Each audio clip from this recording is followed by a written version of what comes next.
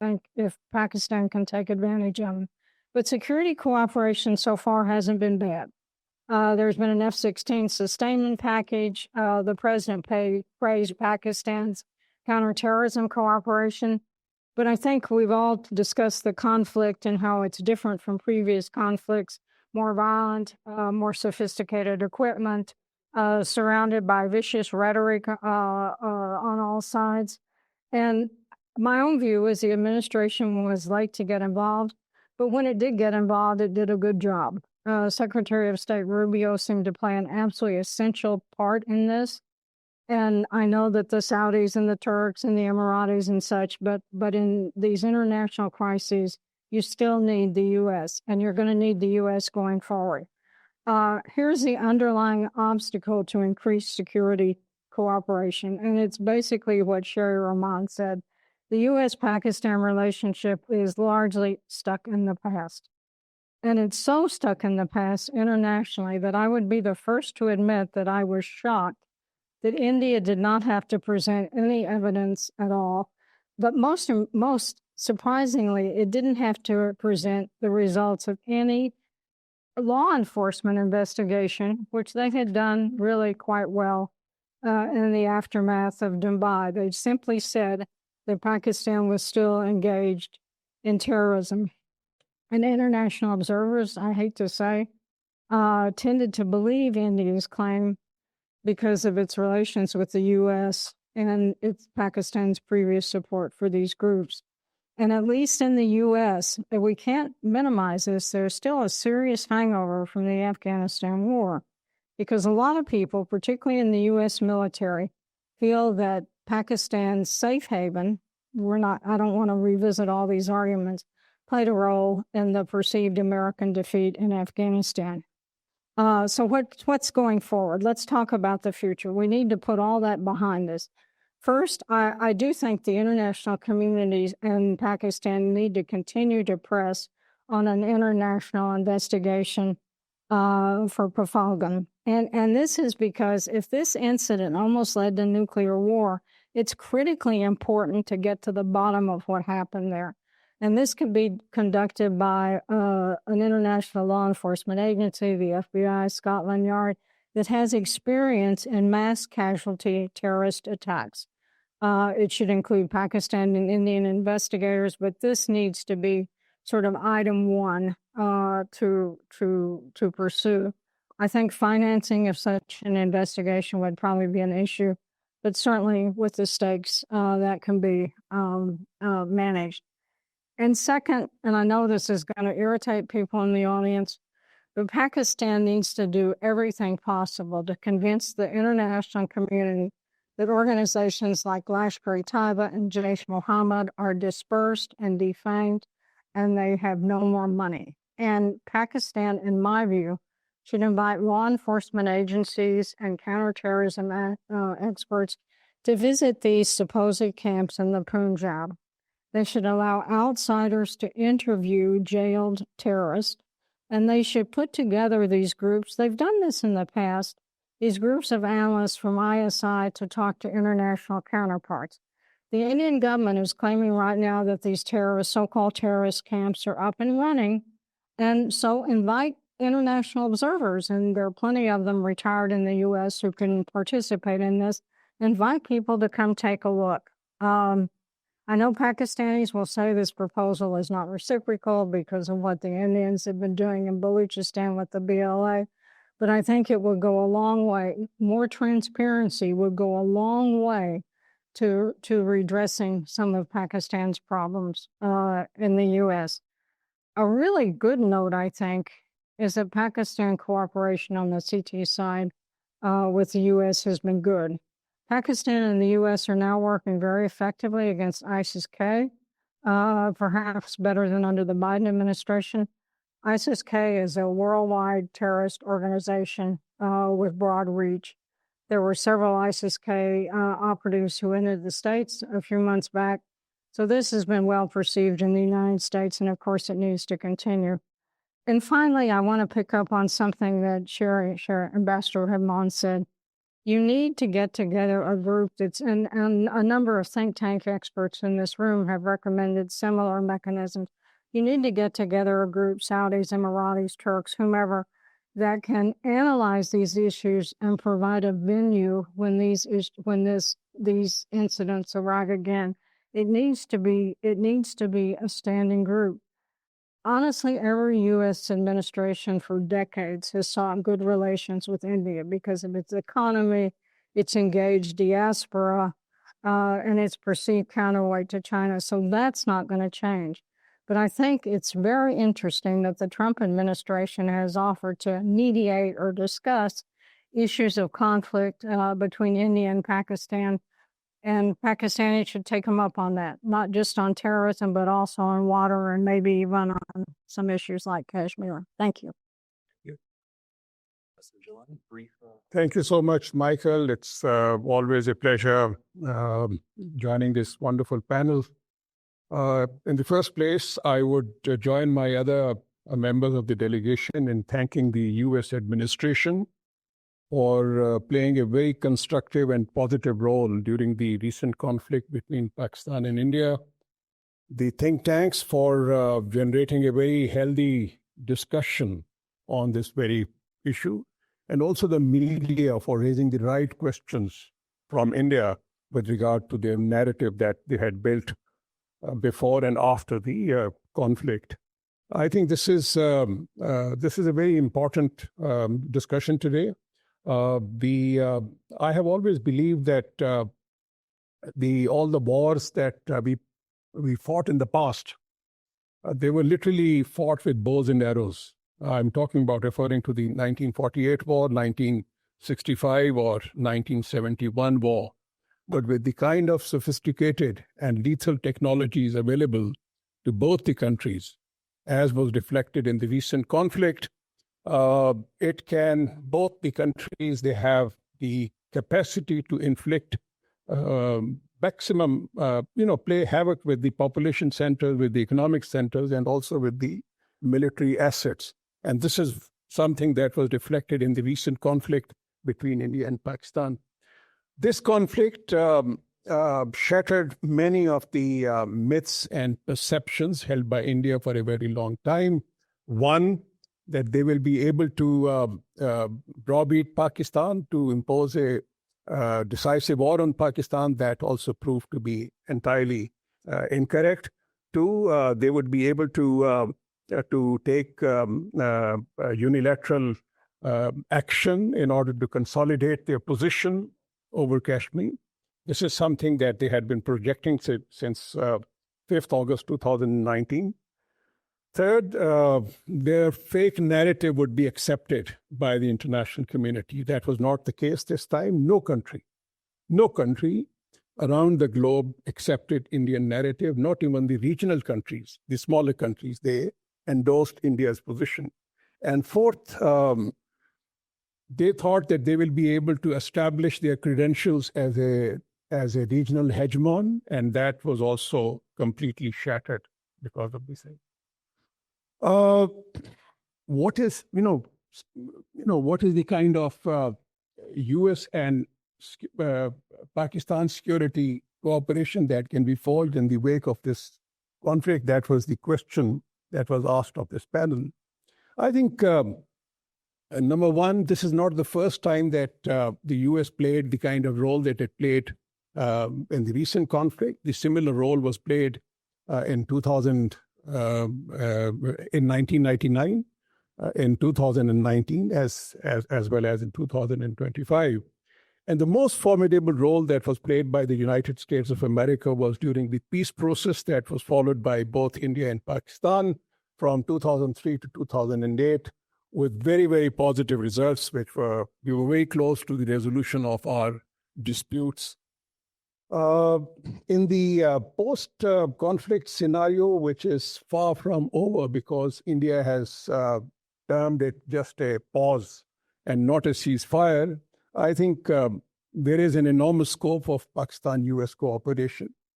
But then the same will depend on multiple factors, the geostrategic factors, the US own priorities, the India factor, and the Chinese factor, as was mentioned by Michael in the first session.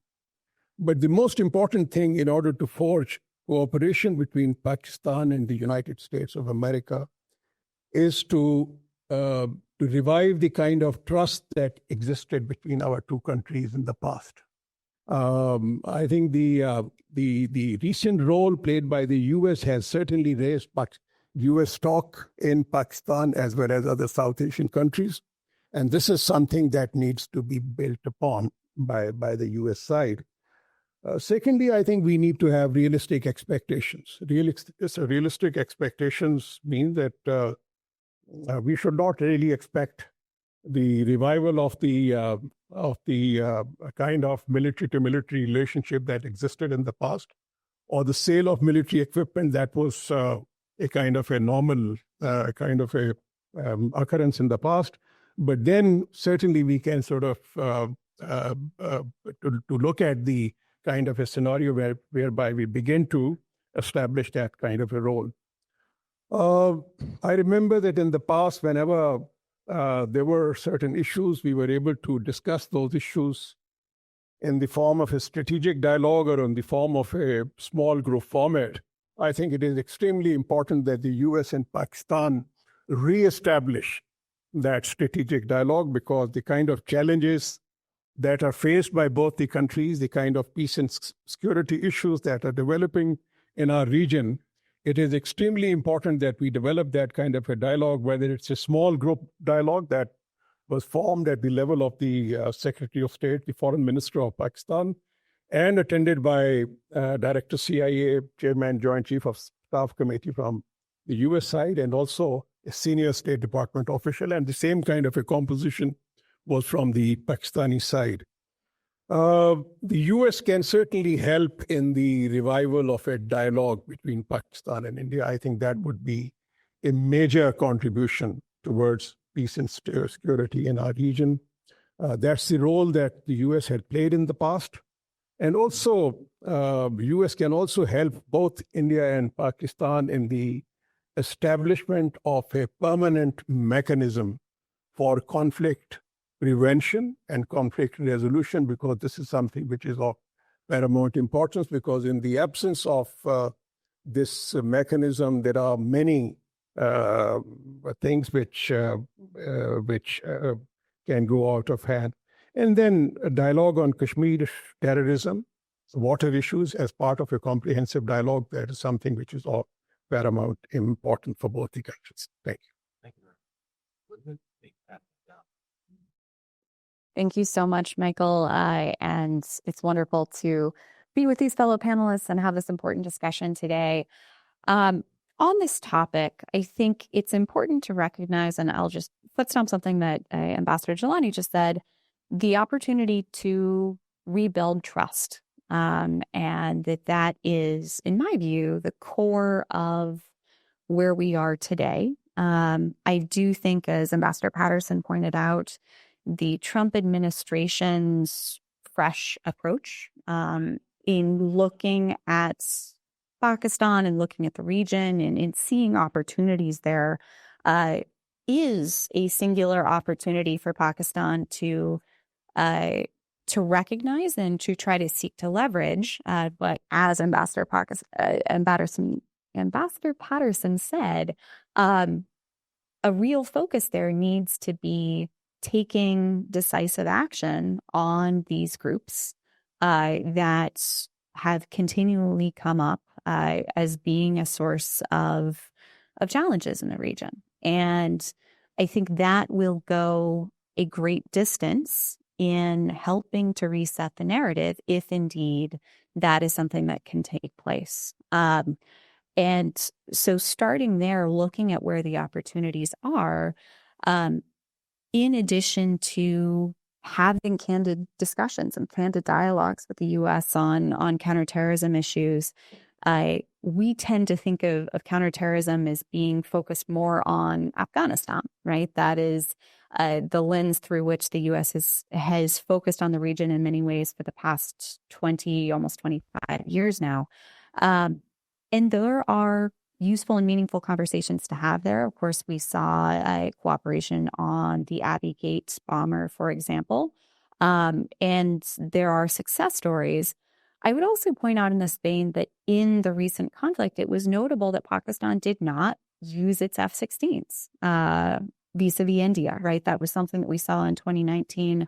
And obviously, Pakistan has other options now. But I think to an extent that speaks to a recognition of how the U.S. views this relationship and a recognition of U.S. interests there. And I think that's something that is important and notable.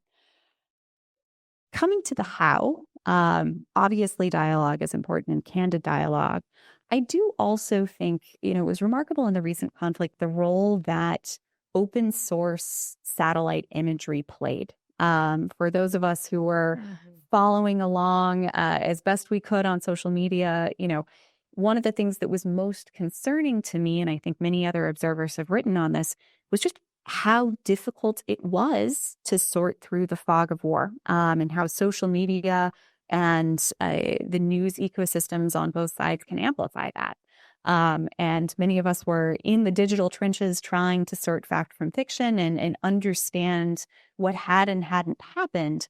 And, that's all well and good as analysts, but I think in particular, the extent to which that fog of war risks emphasizing and exacerbating misperceptions that are inevitable in times of conflict, perhaps there's scope to have a conversation and look at possibilities that this new realm of open source, commercially available satellite imagery could play in also helping to create a relatively neutral landscape of what has and hasn't transpired in a more real-time way. These are conversations and proposals that have been made over the years. And, even dating back a couple of decades, you could see policy proposals between Pakistan and India that perhaps they could use overflights and something like an open skies agreement, right? That was always going to be politically challenging. But in this day and age, we have the technology that wouldn't require that sort of intrusive level of monitoring. And I think it's important we think about the U.S.-Pakistan relationship and security cooperation primarily in government-to-government, military-to-military terms, but here the private sector actually has an opportunity to come in and play a role. And so I think it is worth opening up a conversation on if we are looking to cut through some of the confusion, the misinformation, what role satellite imagery can play in that, and likewise in verification in terms of allegations of cross-border infiltrations, for example. And lastly, something that has gotten some attention today, but I think we need to be focused more on, the way that water has come into this conflict. And there are interesting steps that can be taken through monitoring of water levels in the Indus River Basin, for example. And I think creating, to the extent that we can, an unbiased neutral source of information that both sides and indeed the broader world could have access to is a conversation that's worth having, and one that I think we're uniquely positioned to open up today, given how the technology has progressed. Many more thoughts, but I'll leave it there. Thanks. Thank you very much. Truly honored and pleasure to be here. Really appreciate the efforts of Ghazenfar, Hashmi, and Middle East Institute. Building on some of the excellent points that my colleagues made, just one introductory point, and then I'll want to talk a little bit about what all this counterterrorism cooperation means. So we continue to hear, and rightly so, about these militant terrorist groups in Pakistan, what is their status, and where there can be US-Pakistan cooperation to take us out of that. Just one example up front, you may have seen the news items. There was a collaboration between FBI and the Pakistani intelligence last 48 hours, which led to the arrest of about 20 people from one of the rural areas from Punjab, where there was a cybersecurity threat. And there was an excellent collaboration. Also, we know when President Trump thanked Pakistan in that major speech before all this new crisis, when no one was expecting. Maybe some of us were scared. Maybe a new tweet from the president will come about Pakistan. But that time he surprised everyone pleasantly, thanking Pakistan for the cooperation on ISKT. Just one point that in introduction I want to emphasize is that there is this critique on Pakistan when we often hear, and this is linked to Pakistan's counterterrorism and Pakistan's internal challenges, the battle of ideas. Although it has become almost a cliche, it looks like we are going back on the war on terror era. But I think that battle of ideas is really taking place. And just to use some of the titles from books which are being discussed in India today, I think Pakistan was very sufficiently conceived. And Pakistan was imagined, so there's no need to reimagine Pakistan. Pakistan was imagined quite sufficient. And the battle of ideas that Pakistan is at the center of it, that's Pakistan's strength. The ideas of the mystical core in that region, from one shrine to the other, from one religious group, a pluralist to the other, that's Pakistan's strength. And that's linked to the counterterrorism ideas, because that's where Pakistan's strength is. Rather than looking at the strength in other areas, which are important, Pakistan's real strength in its very strong idea. Now, on counterterrorism, why I'm mentioning this pluralist tradition. There's absolutely no doubt that groups like Lashkar-e-Taiba, there's some remnants of them, Jaish Mohammed, others, I'm just mentioning two. But I want our scholars and especially security experts to think. We know that Tehreek-e-Taliban Pakistan, which has been conducting terrorist attacks after terrorist attacks in Pakistan in the last 1 year. We often judge these through how many suicide attacks. Thank God there are very few suicide bombings now. But the terror that these TTP is creating is even far worse, because they're using blackmail, hijacking, scare, oppression in the areas that they can do. And that is a group where many of the people who Pakistan went after, including Lashkar-e-Taiba and including Jaish Mohammed, many of the folks who thought there's no more space for them, they started trickling to Tehreek-e-Taliban Pakistan and to Daesh. So the groups that we want Pakistan to go after, Pakistan is already paying a very heavy price. And I'm saying this, having studied this and researched this for the last 25 years. I'm absolutely not giving Pakistan a clean sheet. I think there's a lot of work to be done, but a lot has been done and Pakistan is paying a heavy price for that. Pakistan needs cooperation and collaboration and understanding from US on this side, on this aspect. How will that go about? Very briefly, one is this platform which we used to have during the war on terror years, which was intelligence sharing platforms, which have gone away from the mainstream collaboration. That's what has to be revived. Assessments about terrorist organizations. There used to be many, not only think tanks, there more collaboration between the security experts on both sides. That, to the best of my knowledge, is no more as vibrant or available. There are not many grants. Pakistan is re-energizing NECTA, the National Counterterrorism Authority. That's where US cooperation on NECTA, on intelligence sharing, on civilian-led counterterrorism strategy. If I have to emphasize one word, and I may have a bias being a former Pakistani police officer 25 years ago, and many of you have heard this from me again and again, but I think this is worth emphasizing because I am not seeing that transition. The security forces of Pakistan have done a phenomenal job. No doubts about it. No debate on that. It means that they will have their hands full vis-a-vis India, the border with Afghanistan. The investment that should have taken place in Pakistan in peace building. I just saw my friend Kamal Huda, who used to lead this program at State Department and USIP, who had collaborated with all the top Pakistani scholars and heads of the shrines and took them to Turkey and other places. His book on peace building from the religious perspective is very important. On the Pakistani side, there has not been much work on that arena.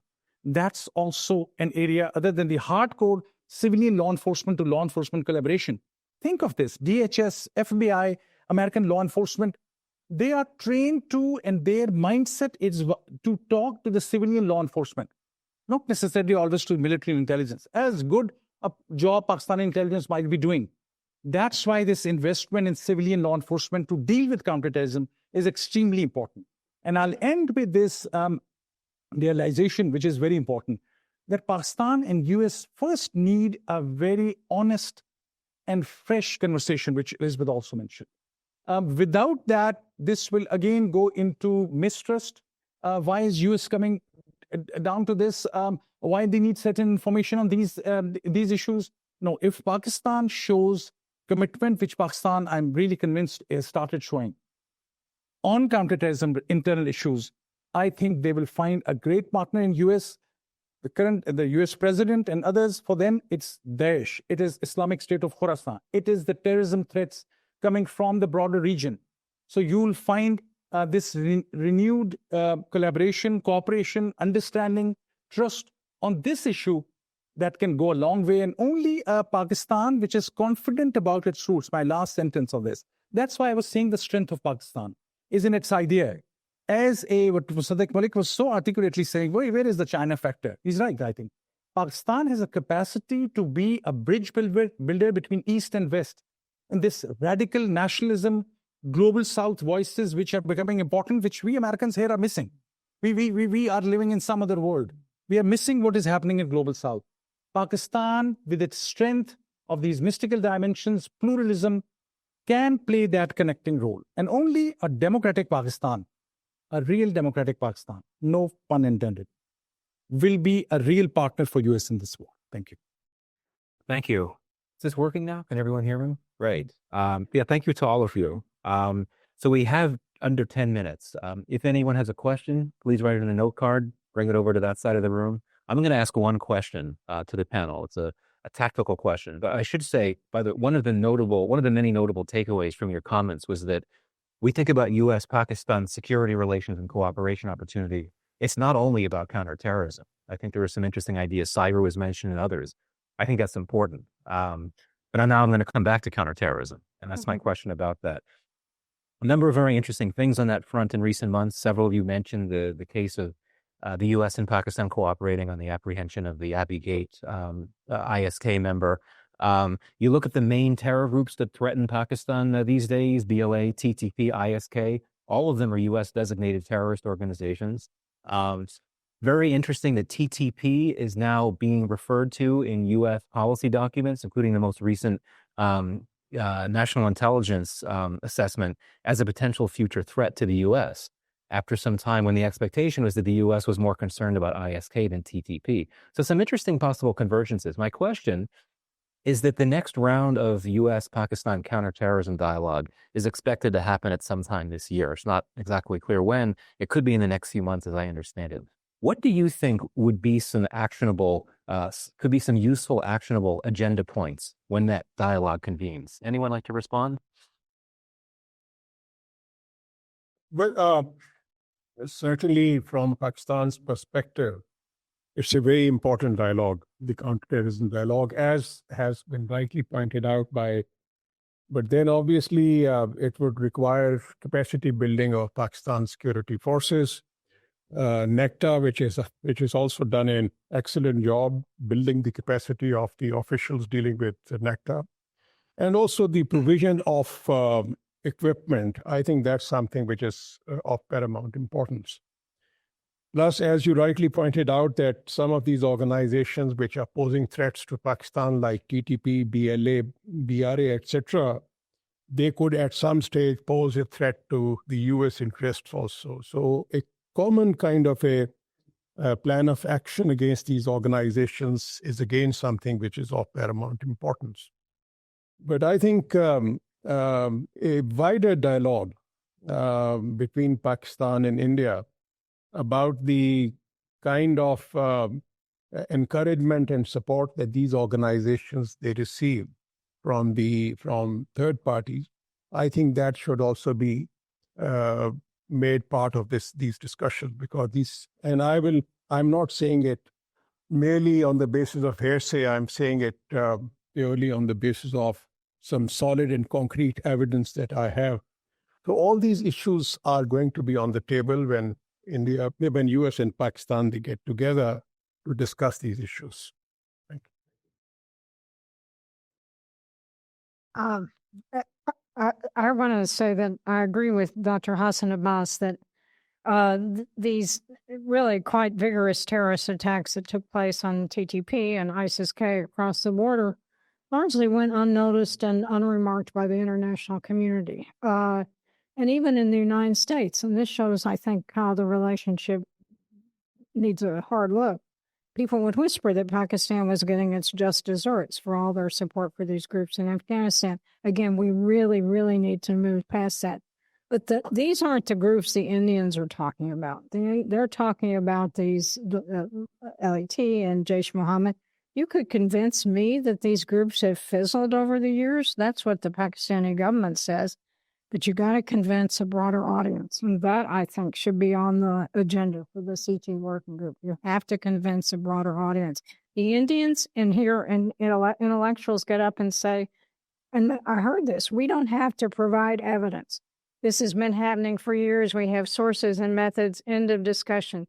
That can't be the final work. So Pakistan has to be more transparent on this.